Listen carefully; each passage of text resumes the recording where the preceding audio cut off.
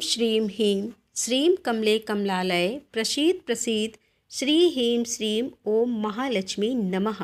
12 दिसंबर 2024 है आज और अगहन मास का अंतिम गुरुवार है और अगहन मास यानी कि मार्गशीर्ष मास के गुरुवार को माँ लक्ष्मी की विशेष पूजा की जाती है। तो आज आप सुनेंगे महालक्ष्मी व्रत की कथा। और अगर आप गुरुवार का व्रत धारण करते हैं, बृहस्पतिवार का व्रत धारण करते हैं, तो बृहस्पतिवार व्रत की कथा की वीडियो भी चैनल पर अपलोड हो चुकी है, जरूर देख लीजिए। और उम्मीद करती हूँ कि प्रतिदिन अपलोड होने वाली मार्गशीर्ष मास की कथा भी आप लोग जरूर सुनते होंगे। और अगर आप नहीं सुन पाए हैं तो अभी तक, तो आज इस कथा को सुनने के बाद जरूर सुन लीजिए। और आज आप सुनेंगे महालक्ष्मी की 2 कथाएं, जिन्हें आज सुन लेने मात्र से माँ लक्ष्मी की विशेष कृपा आपको प्राप्त हो जाती है। तो सच्चे मन से इस कथा को श्रवण कीजिए और वीडियो अच्छी लगे तो लाइक करने के साथ ही शेयर भी जरूर किया कीजिए। श्री अगहन बृहस्पति व्रत कथा या श्री महालक्ष्मी की व्रत कथा के श्रवण और पठन करने से दुख दरिद्रता दूर हो जाती है। श्री महालक्ष्मी माता की कृपा से सुख संपत्ति ऐश्वर्य की प्राप्ति होती है। मन की कोई भी इच्छा हो पूर्ण होती है। श्री माता महालक्ष्मी के अनेक रूप तथा अनेक नाम है। भूतल में छाया, शक्ति, तृष्णा, शांति, जाति, लज्जा, श्रद्धा, कांति, वृत्ति, स्मृति, दया, तुष्टि माता अष्टधात्री एवं लक्ष्मी के रूप में स्थित है। हे महालक्ष्मी, हम सब आपको प्रणाम करते हैं। कैलाश पर्वत पर पार्वती, क्षीर सागर में सिंधु कन्या, स्वर्ग लोक में महालक्ष्मी, भूलोक में लक्ष्मी, ब्रह्मलोक में सावित्री, ग्वालों में राधिका, वृंदावन में राशवरी, चंदन वन में चंद्रा, चंपक वन में गिरजा और पद्म वन में पद्ममालती, वन में मालती, कुंदन वन में कुंददंती और केतकी वन में सुशीला, कदम वन में कदम्बमाला, राजप्रसाद में राजलक्ष्मी और घर घर में गृह लक्ष्मी इन विभिन्न नामों से पहचानी जाती है। इस तरह सर्वदा चारों ओर सर्वभूत में सुपरिचित माता श्री महालक्ष्मी की यह कथा है। अब हम इसका श्रवण और पठन करेंगे। भारतवर्ष के सौराष्ट्र देश के द्वापर युग की यह कहानी हुई है। राष्ट्र में उस समय भद्र शवा नाम के राजा थे। वे बड़े पराक्रमी राजा थे। 4 वेद, 6 शास्त्र, 18 पुराणों का उन्हें ज्ञान था।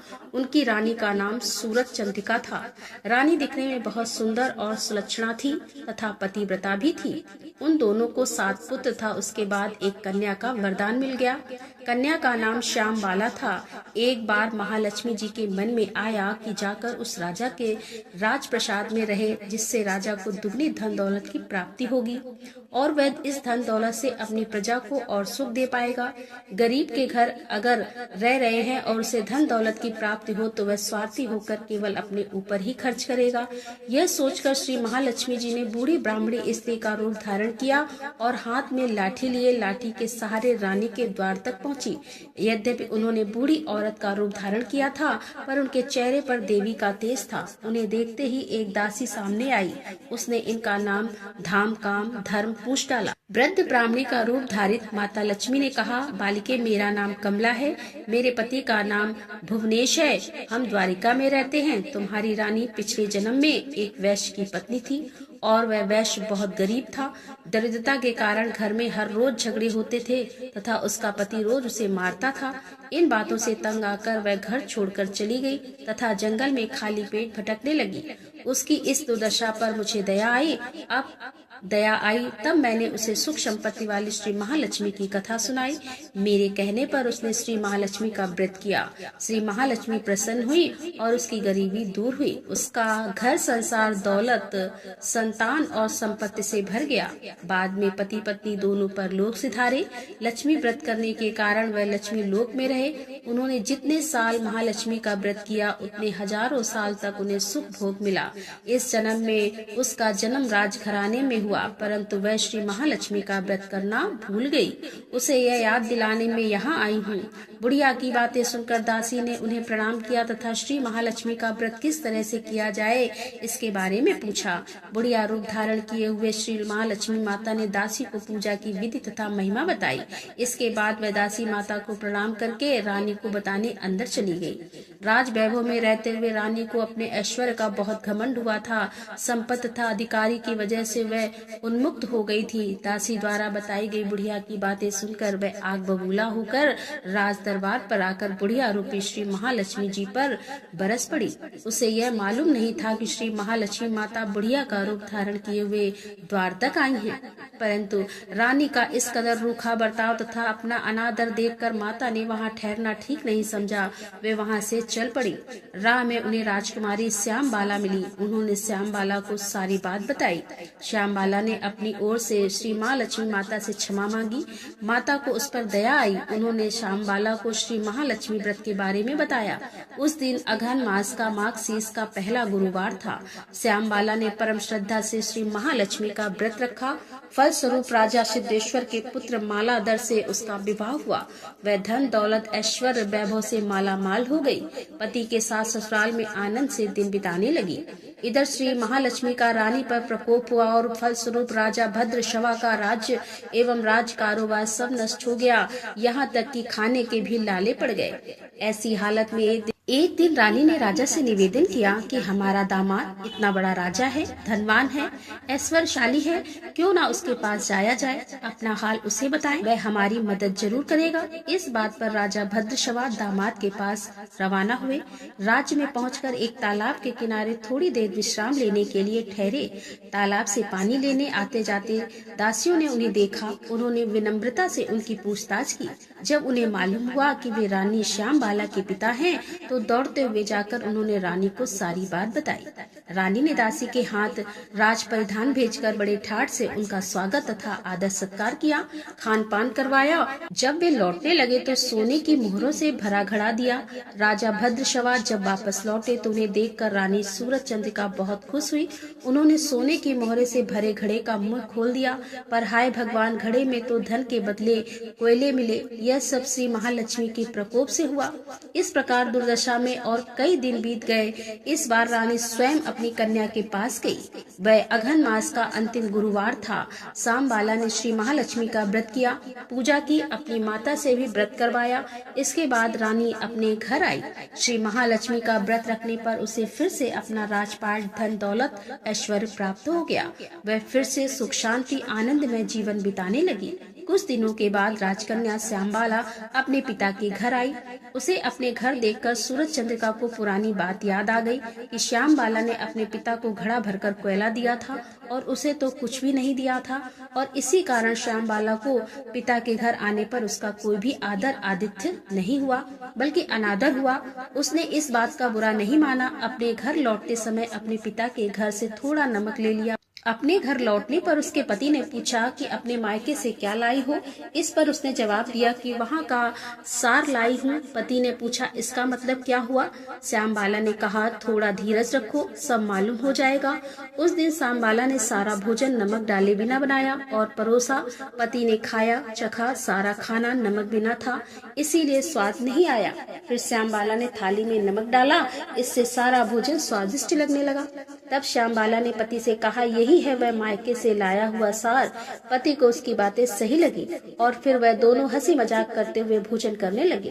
कहा गया कि इस तरह से जो कोई श्रद्धा भाव से श्री महालक्ष्मी की पूजा करे तो उसे माता की कृपा प्राप्त होती है, सुख संपत्ति और शांति की प्राप्ति होती है, सभी प्रकार की कामनाएं पूर्ण होती हैं। परंतु यह सब प्राप्त होने पर माता की पूजा को भूलना नहीं चाहिए। हर गुरुवार को व्रत पाठ अवश्य करना चाहिए। इस तरह श्री महालक्ष्मी की महिमा भक्तों की मनोकामनाएं पूर्ण करती है। उड़ीसा में लोग मार्गशीर्ष मास में अर्थात दिसंबर और जनवरी के महीने में लक्ष्मी देवी की विशेष पूजा करते हैं। जैसे कि अघन गुरुवार का जो व्रत किया जाता है, वैसे तो बहुत सारे स्थानों पर किया जाता है, लेकिन हर जगह की कुछ विशेषताएं होती है, कुछ विशेष विधि होती है। तो वहाँ पर जैसे कि उड़ीसा में अघन मास के गुरुवार को, अघन मास के हर गुरुवार को महिलाएं अलग अलग नियम और अलग अलग अनुष्ठानों का पालन करते हुए देवी लक्ष्मी लक्ष्मी की विस्तृत पूजा करती हैं। मतलब यह पूजा बहुत अधिक विस्तृत तौर पर की जाती है। अब ऐसा कहा जाता है कि इस दिन माँ लक्ष्मी अपने भक्तों से मिलने के लिए जगन्नाथ की अनुमति से मंदिर से बाहर निकलती हैं। मतलब जगन्नाथ जी उन्हें स्वयं आज्ञा देते हैं और वह उनसे पूछकर अपने भक्तों को मिलने के लिए जाती हैं। आमतौर पर वह किसी ऐसे व्यक्ति से मिलने जाती हैं जो उनके प्रति समर्पित होता है और जो उनके नियमों और विनियमों के अनुसार उनकी पूजा करता है। तो अब जैसे कि प्रश्न उठता है कि जब जगन्नाथ जी स्वयं ही आज्ञा देते हैं तो फिर माँ लक्ष्मी ने उन्हें श्राप क्यों दिया? तो देखिए, इस विषय में एक पौराणिक कथा है। एक समय की बात है कि एक दिन लक्ष्मी देवी एक बूढ़ी औरत का भेष बनाकर गुरुवार के दिन अलग अलग घरों में घूमने गई और उन्होंने देखा कि एक व्यापारी के घर की महिलाएं अभी भी सो रही है और इसीलिए घर की सफाई नहीं हुई थी। फिर लक्ष्मी देवी घर की बुजुर्ग महिला से मिली और उन्हें समझाया कि कैसे उन्हें अपने घर की निरंतर समृद्धि और खुशी के लिए देवी लक्ष्मी की पूजा करने के लिए इस विशेष दिन पर कुछ नियमों का पालन करना चाहिए। लेकिन बुढ़िया ने लक्ष्मी देवी की बात की कोई परवाह ही नहीं की। जवाब में लक्ष्मी माता ने उस घर में अपना सारा ऐश्वर्य वापस ले लिया और परिवार बहुत गरीब हो गया। उन्हें घर घर जाकर भिक्षा मांगकर गुजारा करना पड़ता था। फिर लक्ष्मी देवी एक गांव में गई जहां पर चांडाल रहते थे। चांडाल कौन थे? सबसे बहिष्कृत समुदाय के, जो कि लाशों को जलाकर अपना जीवन यापन करते थे। तो देवी लक्ष्मी एक ऐसे गांव में गई जहां चांडाल रहते थे और वहां पर वह श्रिया चांडाल के घर गई। श्रिया चांडाल उस दिन लक्ष्मी देवी की पूजा के लिए व्रत का विधान का पालन कर रही थी। वह बहुत जल्दी उठ गई थी और उसने अपने पूरे घर को साफ किया था और देवी की पूजा के लिए उसने अपने पूरे घर को बहुत अच्छे से सजाया था, संवारा था। यह देखकर लक्ष्मी देवी बहुत प्रसन्न हुई और श्रिया चांडाल को और अधिक ऐश्वर्य का आशीर्वाद भी दिया, जिससे कि उनकी सभी इच्छाएं पूरी हुई। और फिर इसके बाद देवी लक्ष्मी मंदिर लौट आई। अब इसी बीच भगवान जगन्नाथ और बलभद्र भी सुबह की सैर के लिए निकले थे। वापस लौटते समय उन्होंने लक्ष्मी देवी को चांडाल के घर से लौटते हुए देखा। अब यह देखकर बलदेव बहुत परेशान हो गए और फिर उन्होंने अपने भाई जगन्नाथ जी से बहुत तीखे शब्दों में बात की। उन्होंने जगन्नाथ जी से कहा कि आपकी पत्नी लक्ष्मी देवी एक चांडाल के घर में जाती रही। वे दूषित लोग हैं और वे किसी भी नियम का पालन नहीं करते हैं। एक चांडाल के घर जाने के बाद भी वह हमारे मंदिर में कैसे प्रवेश कर सकती है? हमारा मंदिर दूषित हो जाएगा। आपको उसे मंदिर से जाने के लिए कहना चाहिए।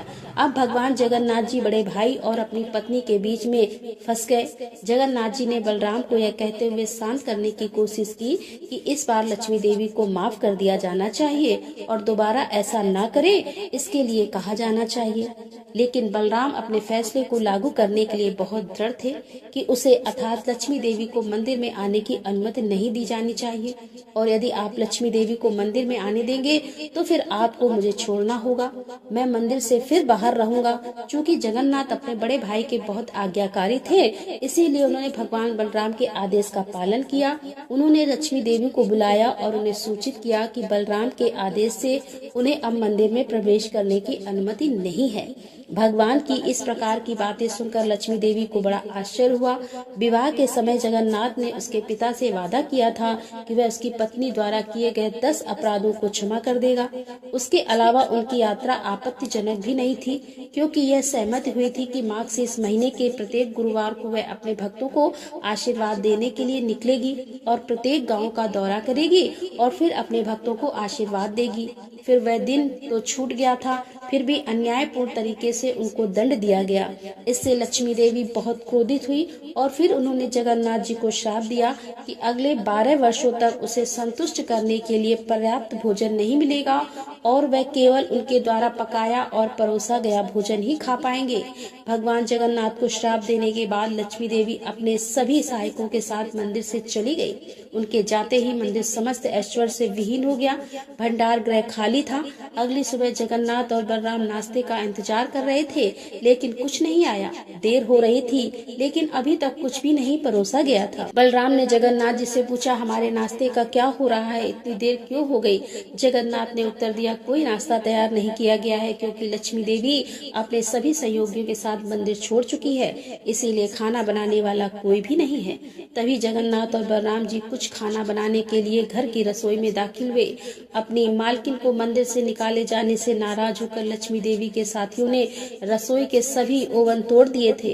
इसके बाद जगन्नाथ और बलराम खाना पकाने के लिए कुछ सामग्री इकट्ठा करने के लिए भंडार कक्ष में गए, लेकिन उन्हें भंडार कक्ष भी खाली मिला क्योंकि लक्ष्मी देवी ने अपना सारा वैभव वापस ले लिया था।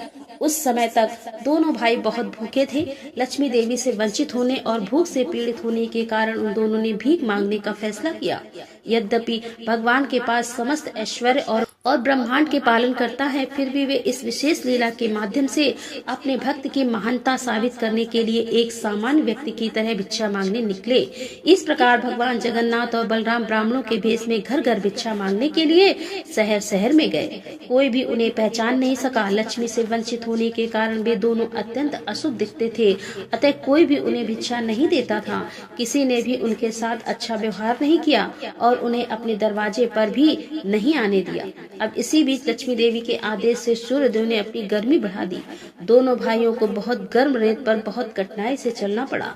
उन्हें बहुत प्यास लग रही थी और वे एक तालाब के पास आकर खुश थे, जहाँ वे अपनी प्यास बुझा सकते थे। अब जैसे ही वे दोनों भाई तालाब के पास पहुँचे, अचानक सारा पानी सूख गया। आखिरकार वे कुछ कोमल पत्तियां खाने के बारे में सोचते हुए एक पेड़ के पास पहुँचे, लेकिन जैसे ही पेड़ के पास पहुँचे पत्तियां तुरंत सूख गयी और मुरझा गयी। अब दोनों भाई बहुत भूखे थे। आमतौर पर वे दिन भर में कई बार खाते थे, जैसा कि राजा इंद्रधुम्न ने बहुत पहले अनुरोध किया था कि वास्तव में वे इतनी बार खाते थे कि खाने के बाद जैसे ही उन्होंने अपने हाथ धोए कि दोबारा खाने का समय आ गया था। दोनों भाई इस पद्धति का पालन कर रहे थे और दिन भर वह लगातार खाते रहने के आदी थे। फिर भी अब लगभग पूरा दिन बीत चुका था और अब भी उन्होंने कुछ भी नहीं खाया था। जल्दी ही दोनों भाई एक मंदिर में पहुंचे, जहां हाल में ही प्रसाद वितरण हुआ था। कई लोग प्रसाद लेकर अपने अपने घर लौट रहे थे। जगन्नाथ और बलराम एक महिला के पास पहुंचे।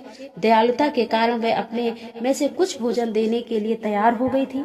उसके पास कुछ मुरमुरे थे जो उसने देवताओं को चढ़ाए थे और वो उसे भाइयों के साथ साझा करने में प्रसन्न थी। जैसे ही जगन्नाथ और बलराम को देने के लिए मुरमुरे उठाए, लक्ष्मी देवी के निर्देश से एक तेज हवा चली और सारे मुरमुरे उड़ गए। दोनों भाइयों ने फिर से कुछ खाने का मौका खो दिया। अब आखिरकार उन्होंने कुछ लोगों से पूछा कि वे खाना लेने के लिए कहाँ जा सकते हैं। किसी ने उन्हें चांडाल के एक गांव में निर्देशित किया, जहां एक बहुत ही परोपकारी व्यक्तित्व रहता था। जगन्नाथ और बलराम उस घर में गए और कुछ खाने को मांगा। अब यहाँ गृह स्वामी उन्हें खाना खिलाकर बहुत खुश था, लेकिन बलराम चांडाल के हाथ का बना खाना खाना ही नहीं चाहते थे, बल्कि वह खुद ही खाना बनाकर खाना चाहते थे। उन्होंने गृह स्वामी से कुछ कच्ची खाद्य सामग्री मांगी और खाना पकाने की सुविधाएं उपलब्ध कराने को कहा और बलराम के अनुरोध के अनुसार खाना पकाने की सभी सुविधाएं तैयार की गई। एक नया ओवन बनाया गया और खाना बनाने के लिए सभी कच्ची सामग्री और मिट्टी के बर्तन उपलब्ध कराए गए। बलराम ने जगन्नाथ जी को भोजन बनाने के लिए कहा और स्वयं स्नान करने चले गए। इसी बीच जगन्नाथ ने खाना बनाने की कोशिश की, लेकिन खाना बनाना तो दूर, वह तो लकड़ी में आग भी नहीं लगा सके। कुछ देर के बाद बलराम स्नान करके भोजन तैयार होने की आशा में वापस आए। आखिरकार खाने के लिए बैठने के बारे में खुशी से सोच ही रहे थे कि दुर्भाग्य से उनके आगमन पर उन्हें एहसास हुआ कि जगन्नाथ खाना बनाने में सक्षम ही नहीं थे, क्योंकि वह तो लकड़ी में आग भी नहीं लगा सकते थे। अब इससे बलराम बहुत दुखी हुए और उन्होंने जगन्नाथ जी को उनकी असमर्थता के लिए डांटा और स्वयं भोजन तैयार करने लगे। लेकिन जब बलराम ने लकड़ियों में आग लगाने की कोशिश की तो वह जली ही नहीं, बल्कि बहुत सारा धुआं पैदा हो गया। पूरा घर धुएं से भर गया, जिससे सभी की आंखें जलने लगी। उनकी आंखों में से आंसू बह रहे थे और सभी खांस रहे थे। तब जगन्नाथ और बलराम जी ने सोचा कि घर के मालिक से कुछ पका हुआ भोजन मांग ले। उन्होंने घर के मालिक से खाना देने के लिए अनुरोध किया। अब घर की दासियां भाइयों की सेवा में लग गई। जैसे ही उन्होंने खाना खाया, वे इस बात पर सहमत हुए कि भोजन बहुत स्वादिष्ट था। वास्तव में यह उतना ही स्वादिष्ट था जितना कि यह मंदिर में था। जब इसे लक्ष्मी देवी के द्वारा पकाया गया था, भोजन के अंत में कुछ मीठा केक परोसा गया। आमतौर पर जगन्नाथ मंदिर में भोजन के अंत में केक परोसती थी। जगन्नाथ और बलराम सोचा कि घर में लक्ष्मी देवी निवास कर रही होगी। भगवान आश्वस्त थे कि लक्ष्मी देवी ने स्वयं ही स्वादिष्ट भोजन पकाया था, अन्यथा किसी को कैसे पता चलेगा कि उन्होंने अपने भोजन के अंत में विशेष केक लिया था।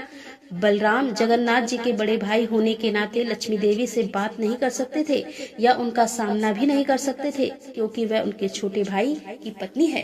वह उड़ीसा का रिवाज है, वहाँ पर छोटे भाई की पत्नी से बड़े भाई बात नहीं करते, मतलब पर्दे का रिवाज होता है। छोटे भाई की पत्नी और बड़े भाई में फिर बलराम ने जगन्नाथ जी से कहा कि लक्ष्मी देवी के पास जाकर उनसे क्षमा मांगे और उनका हाथ पकड़कर मंदिर में लाने का अनुरोध किया। उन्होंने जगन्नाथ जी से कहा कि वह लक्ष्मी देवी को बताएं कि उन्हें कभी भी अपने भक्तों से मिलने के लिए मंदिर छोड़ने से मना नहीं किया जाएगा और जब तक वह हमेशा मंदिर में वापस आती हैं तब तक वह अपनी इच्छा के अनुसार कहीं भी जा सकती हैं। और जगन्नाथ के पास आने पर लक्ष्मी देवी संतुष्ट हो गई। उन्होंने जगन्नाथ से वादा किया कि जगन्नाथ प्रसाद का सम्मान करने के लिए निम्न जाति और उच्च जाति के बीच कोई अंतर नहीं होगा। आज भी जगन्नाथ मंदिर में जाति और धर्म से परे सभी को प्रसाद परोसा जाता है।